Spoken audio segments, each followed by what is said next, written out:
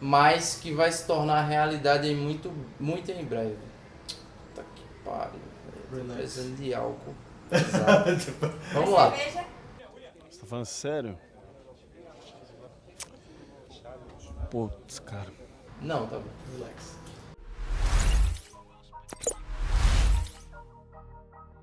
E aí, pessoal, meu nome é João Marcos Soares, estamos aqui com o Danilo, trabalha comigo há alguns anos já, há 2 anos, e hoje a gente vai falar sobre um assunto muito polêmico, oclusão. O quanto é importante entender sobre oclusão? Danilo, me diga você, qual a importância de um protético entender sobre oclusão nos dias de hoje? Cara, é o fundamento. E assim, quando a gente fala em oclusão, a gente tem muito aquela ideia que a gente vê no curso, que é desgaste seletivo, é uma coisa muito complexa. E na verdade, oclusão, que é o termo que a gente usa, se refere muito, que é o que eu tento passar, a dinâmica mandibular, a questão de movimento. Porque oclusão, na verdade, é apenas abrir e fechar a boca. Só que a gente não só abre e fecha a boca. Quando a gente vai restaurar, se a gente só usar esse tipo de movimento, a gente vai fazer um trabalho incompleto, que tem grande chance de quebrar, de voltar, enfim, você colocar todo o seu trabalho a perder. Então, na verdade, desoclusão, que seria a coisa mais apropriada, é base. É base para a gente que trabalha com isso. Danilo, uma outra pergunta. Quais os problemas que um trabalho que não respeita a oclusão podem causar para um paciente? Cara, são muitos problemas. Porque veja bem, quando a gente não respeita a oclusão, a gente tem que entender que todo o nosso sistema mastigatório ele é sustentado por músculo, ligamento, articulação. Se a gente deixa uma desoclusão desequilibrada, uma oclusão, a gente pode criar problema muscular, problema ligamentar, que são problemas muitas vezes cirúrgicos. E aí, uma coisa que era dentária, que fica menos complicado, se torna uma intervenção bem mais invasiva, que muitas vezes deixam algum tipo de sequela. Então a gente acha que é simples, mas não é. É bem mais complexo do que a gente acaba pensando. Bacana. E eu acho que é uma dúvida muito pertinente que às vezes a gente não sabe no laboratório como resolver. Mas qual é a melhor maneira de um dentista enviar um registro de mordida? Eu vejo que tem muito dentista que manda com a cera, que manda com pequenos pedaços de acrílico, com silicone pesado, com Occlufest, que é um silicone leve já para esse tipo de coisa. Qual a melhor maneira de um laboratório receber um registro de mordida de um cliente? Isso, João Marcos, é outra coisa um pouquinho mais complexa do que a gente imagina. Porque assim, quando o dentista ele vai lá avaliar o paciente, ele leva em consideração que do jeito que o paciente chega, abre e fecha a boca e morde, aquilo ali é a posição ideal.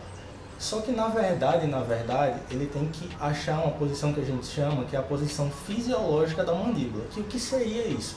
Achar a posição em que o músculo e ligamento está mais confortável. E ele só vai achar isso aí fazendo um sisteminha que é conhecido como desprogramação, de mordida. É um procedimento bem mais clínico. Que seria o que, basicamente? Relaxar essa musculatura, esse ligamento, e aí pedir para o paciente, aí sim fazer o registro. Material. Todo tipo de material que pode causar alteração por temperatura, cera, silicone de condensação, que é um silicone que ele libera álcool quando ele reage, então ele tem alteração. Tudo isso pode causar problema para a gente. Então, o material que tiver mais fidelidade, por exemplo, um silicone de adição, é um material que vai ajudar muito. Lembrando, se ele não acha essa posição fisiológica e manda o registro, mesmo que seja no silicone, pode ser que o trabalho ainda assim dê algum tipo de problema, porque aí está em músculo e não em dente. Uhum. Então, o material que seria mais fiel seria o silicone de adição. Um dos, sim. Um dos materiais, né? Uma das outras dúvidas que muitas pessoas têm, o que é a guia canina e o porquê ela é tão importante? Vamos lá. A questão da guia canina, porque assim, a nossa articulação temporomandibular ela é muito complexa. É a mais complexa do corpo. Ela tem alguns movimentos que são únicos dela. Quando a gente faz esse movimento de mover a nossa mandíbula para os lados, esses movimentos são feitos não por dente, não por osso, são feitos por músculo que traciona, ligamento, traciona tudo isso. Quando a gente faz esse movimento aí, que ele é composto, tem esse toque por vários dentes, tem uma força de atrito incidindo aí, ou seja, o músculo ele tem que fazer mais força, e aí o nosso corpo ele sempre vai se adaptar. Então ele pega ligamento que entra nessa pressão, né? Ligamento, articulação, tudo isso. Além dessa força de atrito, tem outra coisa que é assim, quanto mais para próximo da articulação o movimento é feito, tem um efeito que seria o famoso efeito que é da porta e da dobradiça. Se você empurra uma porta com o seu dedo mais próximo ali da fechadura, você consegue exercer muito menos força. Próximo da dobradiça, não. Seria um tipo de alavanca. Então, quando você coloca no canino, é o ponto mais distante que a gente tem da articulação em relação à face, porque depois já vem os dentes anteriores. Além disso, o canino, a raiz dele, ela é mais robusta, ela pode chegar até 3 vezes o tamanho da coroa, que os outros dentes não têm, e ele tem a estrutura que é a ponte de esmalte no meio dele, que é uma estrutura extremamente reforçada. Então, é um dente... É um pilar, né? Digamos assim. É um pilar. Tanto que é um dos últimos dentes que caem da boca. Pode ver, quem é banguela normalmente fica com os caninos. Caramba, que interessante, né? É. Uma coisa, Danilo, eu vejo que é uma dificuldade muito grande a gente achar conteúdo sobre a oclusão. As pessoas que querem entender mais sobre a oclusão, onde é que elas podem procurar? Onde é que elas podem estudar? Cara, assim, tem muitos livros bons, muitos mesmo. Fundamentos da Oclusão, do Wilson, é um livro excepcional, que tem muitos conceitos um pouquinho mais complicados. Mas eu indico que tem essa literatura que é assim, uma bíblia mesmo para você seguir. Agora, quem descomplicou para mim de verdade, que eu acho que é referência, é o professor Marcos Lavoisieri, de Brasília. É um cara que tem canal no YouTube, ele tem um Instagram. Seguindo ele tem uma didática muito fácil, ele acredita nesse mesmo tipo de didática, que não adianta eu passar muito conhecimento técnico se a pessoa não entendeu. Uhum. Eu acho que, se for aplicável, é melhor de usar. Então, para mim, a referência seriam esse livro de início e esse professor. Com isso aí, você já vai ter a faca e o queijo na mão, com certeza. Conhecimento muito bom, né? Então, a gente vai colocar no vídeo aqui embaixo o link do Instagram dele, né? Sim. E o link do YouTube para que você tenha acesso a esse conteúdo que ele oferece de graça. E a gente sabe que tem muita gente no Instagram, no YouTube, oferecendo muito conteúdo. Então, às vezes, a gente não busca informações, mas na internet a gente tem muita coisa de qualidade. Qual a importância de usar um articulador semi-ajustável? Esse é das maiores intrigas, né, dentro do laboratório, entre o articulador charneiro e o articulador semi-ajustável, que é mais difícil de usar. Qual a importância de fato de usar um articulador semi-ajustável? Se a gente for parar para pensar nas perguntas anteriores, meio que já explico. Se a gente não entende que a nossa mandíbula tem toda essa movimentação e a importância, para a gente fazer na mão tá ótimo.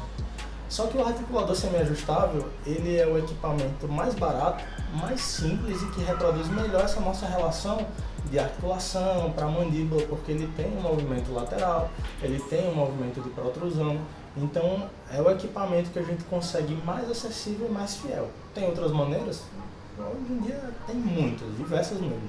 Só que é o mais fiel. Então, se pegar esses conceitos da desoclusão, modelinho bem articulado, cara, você tem tudo. O que você daria de dica para uma pessoa que está querendo iniciar no enceramento de diagnóstico, está querendo se diferenciar? Qual a dica que você pode dar para essa pessoa? A dica que eu tenho para dar é o seguinte, para quem está iniciando, na verdade, qualquer profissão, é trabalho duro. É você realmente buscar, querer ser os melhores. Aqui é uma coisa que eu escuto sempre de você e que eu levo mesmo. Busca os melhores e tenta se igualar, superar eles. E para diagnóstico, especificamente, foca nos 4 pilares fundamentais. Função é a base. É a base porque a nossa área é saúde. Ponto, acabou-se. Depois a gente vem para as partes que são harmonia, tem que ter harmonia, não adianta você ter função, porque a gente também, além de trabalhar com a parte de saúde, estética tem a ver com isso, cara. Saúde mental hoje em dia, depressão, tudo é a doença do cérebro. Então, função, harmonia. Então, função é a base, harmonia é a próxima coisa que você pega para ver todo o conjunto. Depois, tridimensionalidade, para não ficar aquele dente muito chapadão, ver ele de todos os ângulos, e naturalidade. E aí é o detalhe, é isso que vai fazer a diferença, vai ser a naturalidade. É você realmente olhar a dente, estudar a dente, amar. Você conversar com uma pessoa, você olhar para a boca dela sempre e ver cada sinuosidade. E estuda, mete a cara mesmo, estuda para fazer e resiliência, velho. Não para não, porque é difícil. Show, é importante, né, essa busca do profissional em se tornar cada vez melhor. É uma coisa que eu falo muito pro pessoal. Como é que você vai saber como se tornar melhor se você não conhecer os melhores, né? Então você tem que ter alguma referência, você tem que se basear em algo, porque quem não sabe onde quer chegar, qualquer destino serve, né?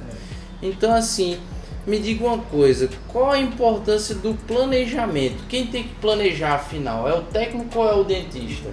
E desculpem um barulho, pelo amor de Deus, que aqui tá fazendo barulho.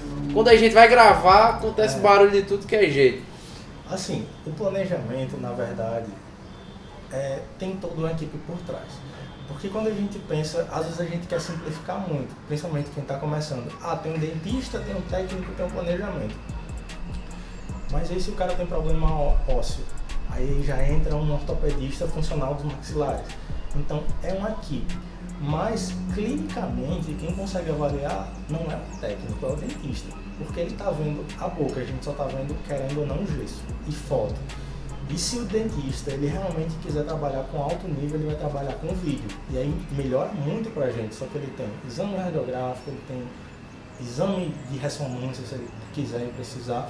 Então eu diria que a equipe, só que é muito mais a parte do dentista do que do técnico. O técnico que entende sobre esse planejamento, como é o nosso caso, ele consegue visualizar problemas que às vezes muitos dentistas acabam não visualizando por não terem acesso a esse conhecimento. E quando a gente mostra, doutor, tá acontecendo isso aqui, assim, vamos tentar melhorar essa relação, acaba que ele mesmo procura saber, esse planejamento fica compartilhado, técnico e dentista. Hoje no nosso laboratório, todos os trabalhos são planejados, certo? E inserados ainda da maneira analógica. A gente está trabalhando e estudando para passar toda essa parte para o digital, para poder ter uma quantidade para aumentar a produtividade, na verdade.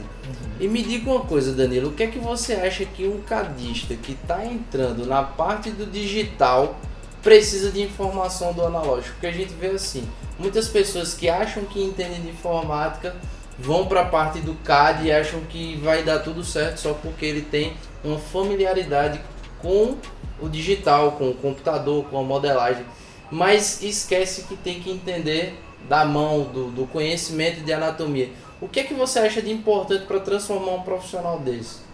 E aí ele quer vir para uma área que é justamente como a gente conversou, uma área de saúde. Você imagina assim, vou fazer 6 anos de prótese. Tem muita coisa que eu não sei, porque são áreas distintas. O fundamental para um cara desse, ele tem que entender de desoclusão, de dinâmica mandibular, só que vem muitas outras coisas, porque o CAD ele engloba tudo. Ele tem que entender de uma adaptação bem feita, ele tem que entender que tipo de forças um implante, por exemplo, pode ou não sofrer, o posicionamento que ele pode ou não estar. Então, se eu fosse dar uma base para ele, eu diria, de fato, essa parte da dinâmica mandibular não tem para onde correr. Você acha que é muito importante essa parte de oclusão também para o digital? Sim, também para o digital. Porque às vezes o dente já está ali pronto, ele monta, consegue fazer uma harmonia muito boa, uma harmonia muito bonita, só que o caso ele é um pouco mais complexo. E aí vem alguns fatores, né? Se ele não tem um conhecimento de oclusão, por exemplo, e de adaptação, e ele já se mete a fazer, o trabalho certamente vai dar algum problema. Pode fraturar, pode ter aqueles problemas musculares, ligamentares que a gente falou. Então eu diria para investir sim tempo nisso.